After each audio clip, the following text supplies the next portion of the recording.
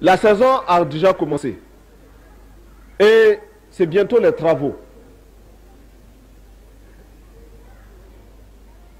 Que chaque paysan comprenne que depuis que nous avons pris cette importante décision de rendre à l'État et au peuple la terre,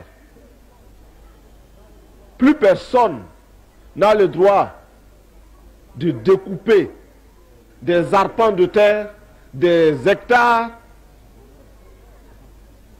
pour les revendre par spéculation. La terre appartient à tout le Burkina. Elle ne saurait appartenir à quelques individus. La terre ne saurait appartenir à une poignée d'individus. Poignée d'individus qui la vendent, qui la revendent, qui la rachètent et qui spéculent. Non, avons-nous dit. La terre appartient à nous tous. Tant que vous serez libres, tant que vous serez des hommes libres, dans un Burkina Faso libre, vous serez vous-même propriétaire de la terre, au même titre que n'importe qui. La terre du Burkina Faso, de la Bougriba, vous appartient.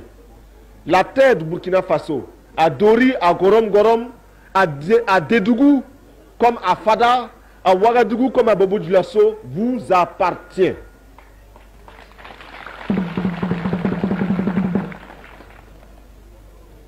Nous savons qu'à une certaine époque, des hommes malins, des hommes plus rusés que les autres, qui ont pris tout le peuple comme un troupeau de bouquiliennes,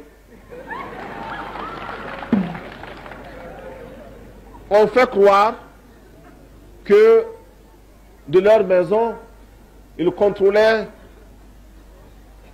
ces étendues immenses de champs de culture. Et alors, du talon, ils traçaient des surfaces qu'ils mettaient à la disposition de certains travailleurs. Voilà, vous cultivez ici. Et à la fin de la saison, vous me donnerez tant. Pendant ce temps, eux étaient assis. Pendant ce temps, ils animaient les débats dans les cabarets. Mais cela est terminé.